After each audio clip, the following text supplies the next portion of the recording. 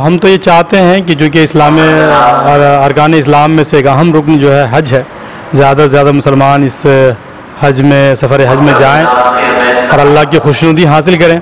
इसके लिए चूँकि पहली फ़ुर्सत में लोगों को पासपोर्ट बनाने की ज़रूरत है, तो पासपोर्ट बनाने के अमल को तेज़ करना चाहिए। जो लोग भी ख्वाहिशमंद हो, बल्कि इस साल नहीं आइंदा साल भी जो जाना चाहता हो उनको भी पहले से पासपोर्ट बनाना चाहिए। पासपोर्ट का वैल्यू तो 10 साल रहता है।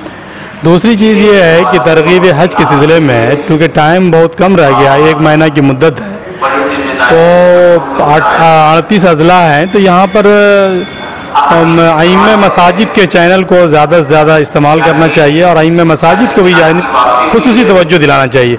बराह रास्त तमाम मुसल्लियान जो है आइम्मा के रब्त में होते हैं, अगर आइम्मा चाहेंगे तो अहले खैर या करेजी के साहिब इस्तात लोग हज के लिए जाएंगे।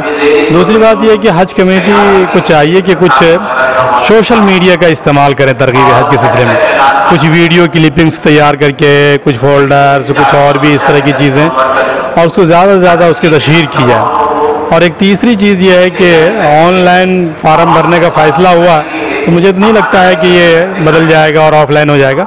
तो ऑनलाइन के लिए भी क्योंकि रियासती हज कमेटी चाहे तो अभी आगाज़ में भी हर डिस्ट्रिक्ट में एक हफ्ता का एक कैंप लगा दें और अख्ताम में यानी अक्टूबर के आखिर में या नवंबर के आगाज़ में एक कैंप लगा दें, तो ये हो सकता है। और जो नौजवान साइबर कैफ़े वगैरह में काम करते हैं, अगर उनको भी ट्रेन कर दिया जाए तो मुझे लगता है कि वो बड़ी आसानी से इस काम को कर सकते हैं।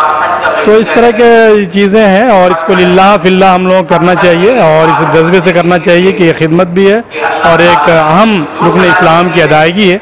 तो इंशाअल्लाह इसका दुनिया में भी सवाब, आखिरत में भी इसका भरपूर सवाब मिलेगा और दुनिया में भी भलाई नसीब होगी। अल्लाह ताला हम लोगों को तौफीक नसीब फरमाए।